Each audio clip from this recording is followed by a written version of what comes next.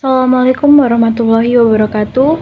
Perkenalkan, nama saya Vinda Izati Ramasari dari kelas Perbankan Syariah I, IAIN Ponorogo dengan NIM 402210243. Tata cara manasik pelaksanaan Haji Tamattu. Haji Tamattu adalah mengerjakan umroh dulu baru haji. Umroh dilaksanakan pada musim haji, yakni tanggal 1 sampai 8 Dzulhijjah. Harus membayar dam yang terdapat dalam rangkaian haji. Prosesi ibadah umroh yang pertama yaitu ihram. Jemaah haji memakai pakaian ihram dari mikot dengan niat yaitu labbaik Allahumma umratan, yang artinya, aku sambut panggilanmu ya Allah untuk berumroh. Prosesi yang kedua yaitu tawaf.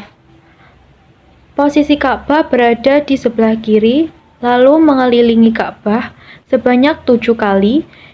Bagi yang laki-laki disunahkan berjalan biasa 3 kali dan berlari-lari kecil sebanyak 4 kali. Prosesi yang ketiga yaitu sa'i.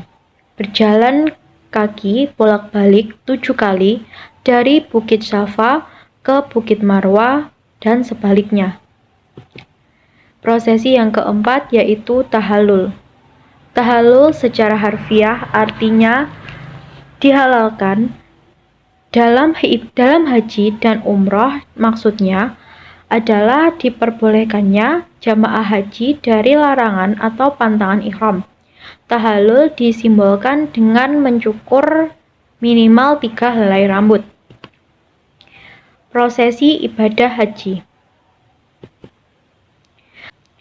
Prosesi yang pertama yaitu ihram. Ihram adalah niat melalui manasik haji atau umroh pada tanggal 8 Dzulhijjah. Jemaah haji yang melaksanakan ibadah haji tamattu mempersiapkan pelaksanaan hajinya dengan mengambil mikot di pemondokan Mekah. Yang harus dipersiapkan yaitu mandi dan membersihkan diri. Yang kedua, menggunakan wewangian di anggota badan. Yang ketiga, mencukur kumis dan merapikan rambut dan lain-lain. Yang keempat, memakai pakaian ihram. Yang kelima, membaca niat haji. Yang keenam, membaca talbiyah. Hal-hal yang dilarang dalam pelaksanaan ihram yaitu yang pertama mencukur rambut, yang kedua memotong kuku dan bulu badan, yang ketiga berburu binatang darat, yang keempat menikahkan dan meminang, yang kelima bercumbu atau berjima, yang keenam memakai wewangian di pakaian, yang ketujuh memakai baju, celana, kaos kaki, sarung tangan, dan penutup kepala bagi pria. Yang kedelapan menggunakan cadar dan sarung tangan bagi wanita. Prosesi yang kedua yaitu mabit di Mina. Pada tanggal 8 Dzulhijjah, jemaah haji berangkat menuju Mina dan mabit atau menginap di sana untuk melaksanakan sholat asar, maghrib, isya, dan subuh dengan jamak dan qashar. Yang ketiga yaitu wukuf di Arafah. Wukuf di Arafah adalah berkumpulnya seluruh jemaah haji tanpa terkecuali, baik dalam keadaan berdiri, duduk, maupun berbaring. Dilanjutkan dengan mendengarkan khotbah serta disarankan untuk memperbanyak membaca talbiyah, zikir, tilawah Quran, dan doa sambil menunggu matahari terbenam. Prosesi yang keempat yaitu mabit di Musdalifah. Setelah matahari terbenam, para jamaah haji meninggalkan Arafah menuju Musdalifah untuk mabit atau bermalam sampai subuh, sementara sholat maghrib dan sholat isya dijamak. Setelah sholat subuh dianjurkan berdoa, bertakbir, dan bertahlil sambil menghadap kiblat. Prosesi Yang kelima yaitu jumroh Aqobah di Mina.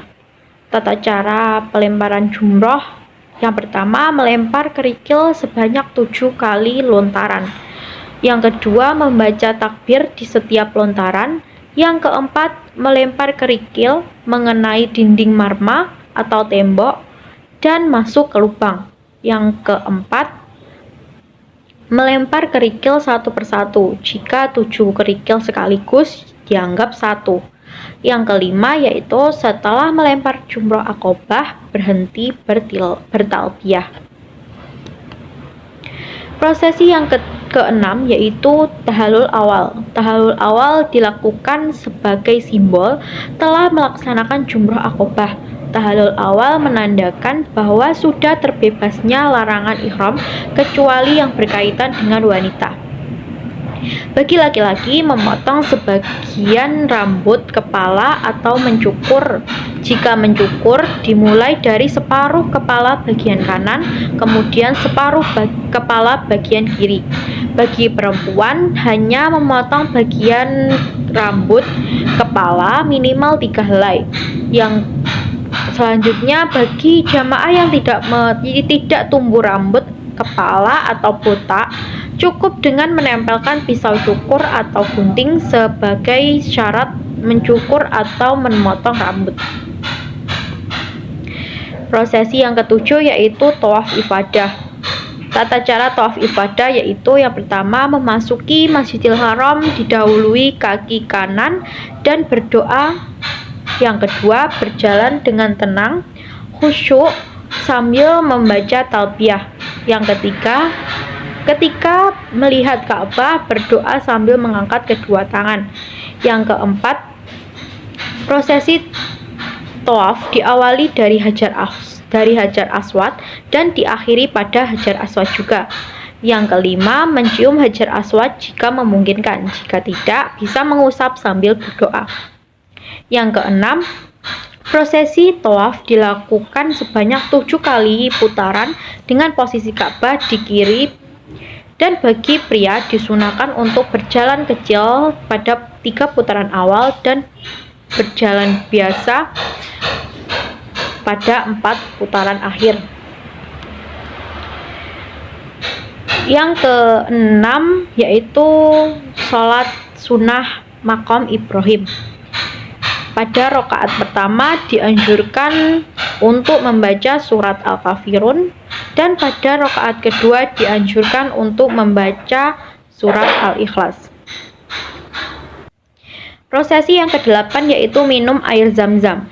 Menuju tempat air zam-zam dan minum pada tempat yang telah disediakan.